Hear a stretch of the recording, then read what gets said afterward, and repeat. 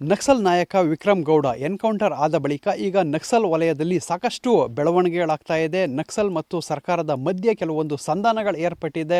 So ಕೆಲವೊಂದು ನಕ್ಸಲರು ಈಗ ಶರಣಾಗುವಂತಹ ಸಾಧ್ಯತೆಗಳು ಹೆಚ್ಚಾಗಿದೆ. ಸದ್ಯಕ್ಕೆ ಆ ಒಂದು ಪ್ರಮುಖ ಲಿಸ್ಟ್ನಲ್ಲಿ ಇರುವಂಥದ್ದು ಏನು ದಕ್ಷಿಣ ಕನ್ನಡ ಜಿಲ್ಲೆ ಬೆಳ್ತಂಗಡಿ ತಾಲೂಕಿನ ಕುತ್ಲೂರು ಭಾಗದಲ್ಲಿರುವಂಥ ಅಂದರೆ ಕುದುರೆಮುಖ ಅರಣ್ಯ ವ್ಯಾಪ್ತಿಯಲ್ಲಿ ಇದ್ದಂತಹ ಸುಂದರಿ, ಇಲ್ಲಿಂದ ಏನು ಹೋಗಿ ನಕ್ಸಲ್ ಆಗಿದ್ದರು, ಸುಂದರಿ ಕೂಡ ಲಿಸ್ಟ್ನಲ್ಲಿ ಇದ್ದಾರೆ ಅಂತಲೇ ಹೇಳಲಾಗ್ತಾ ಇದೆ. ಸದ್ಯಕ್ಕೆ ನಾನಿವಾಗ ಕುದುರೆಮುಖ ಅರಣ್ಯದಲ್ಲಿದ್ದೀನಿ.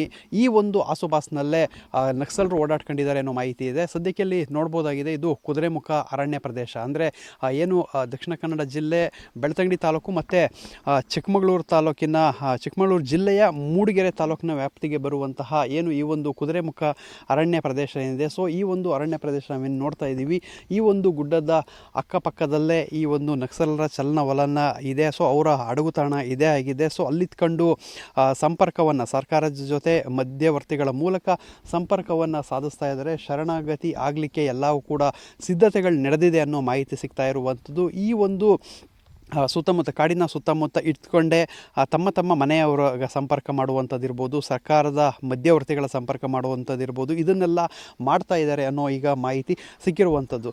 ಸದ್ಯದಲ್ಲೇ ಅಂದರೆ ಏನು CM ಸಿದ್ದರಾಮಯ್ಯ ಅವರ ಸೂಚನೆಯ ಮೇರೆಗೆ ಈ ಒಂದು ಶರಣಾಗತಿ ಪ್ರಕ್ರಿಯೆ ಮುಂದುವರಿತಾ ಇರುವಂಥದ್ದು.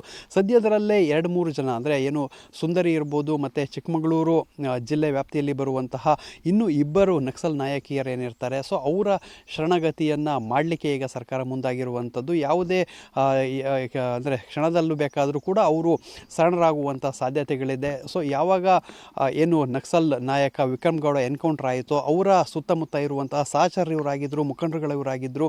ಸದ್ಯಕ್ಕೆ ಕಾಡಿನಲ್ಲಿ ನೆಲೆ ಇಲ್ಲ, ಎನ್ಕೌಂಟ್ರ್ ಭೀತಿ ಕೂಡ ಇರುವಂಥದ್ದು.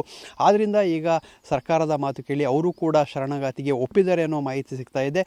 ಇನ್ನೇನು ಕೆಲವು ದಿನಗಳಲ್ಲಿ ಈ ಎಲ್ಲ ನಕ್ಸಲರು ಕೂಡ ಶರಣಾಗುವಂಥ ಸಾಧ್ಯತೆ ಇದೆ. ಕ್ಯಾಮರಾಮನ್ ವಿಲ್ಫ್ರೆಡ್ ಜೊತೆ ಪೃಥ್ವಿರಾಜ್ ಬೊಮ್ಮನಕೆರೆ, TV9 ಮಂಗಳೂರು.